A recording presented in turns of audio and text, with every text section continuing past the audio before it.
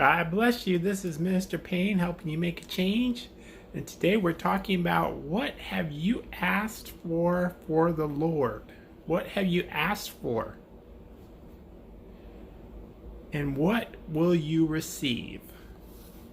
You know, a lot of times we think that the impossible is impossible. We think that even though God has done the impossible for us in the past, that he can't do it today. We think that things just look too impossible. It just can't be done. But God has made us a promise. And because he has made us a promise, we can stand upon it. And the promise that he made us is the same promise that he made Abraham. Let me share that promise that he made Abraham. He made that promise to Abraham in Genesis 15. And let me just explain it a little bit, and I'll read some of the verse, but I want to explain what was going on. In this covenant that he made with Abraham, Abraham was discussing with God a problem that he had. Just like we discuss with God the problems that we have. And Abraham's problem was that Abraham had no children to pass on his inheritance. He had no heirs to pass on his inheritance. He had no children at all. None. Not even one child to pass on his inheritance. And God's answer to him, when he says, I got no children to pass on my inheritance to, is found. He takes Abraham outside after Abraham has this discussion with him, and he says, I got no children. You know, I understand you're the sovereign Lord. And, you know, he has this discussion with him. I'm not going to read the whole thing, but it comes down to verse 4 here. It says, or verse 5, it says, he took him outside. He said, look up at the stars. Indeed, can you count them? He said he couldn't. He said, so shall your offspring be.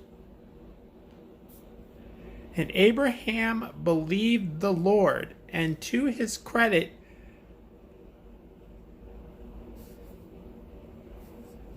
to him as his righteousness. So he believed the Lord even though he had no offspring. He had nobody. He believed the Lord. And it says in verse 6, it says, Abraham believed the Lord, and he was credited to him for his righteousness. He had righteousness because he believed the Lord. Do you have righteousness today? Do you believe the Lord even though it looks impossible?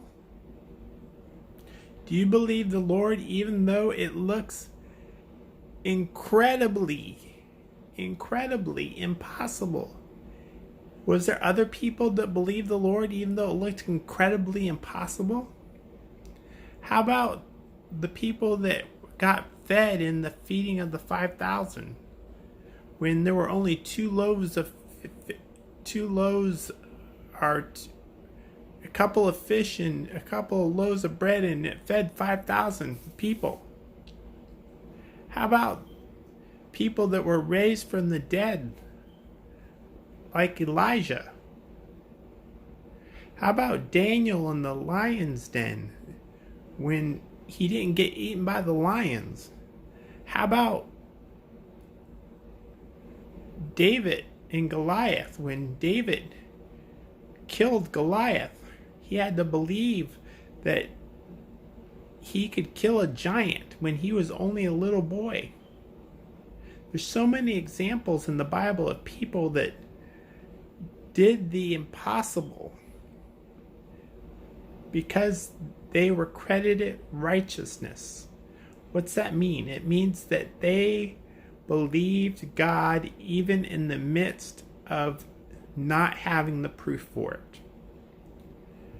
So today, take God at His word. Believe Him when you don't have the proof that it's going to come true, except for that God said so. God bless you and keep you, and let His word be all the proof that you need. Amen.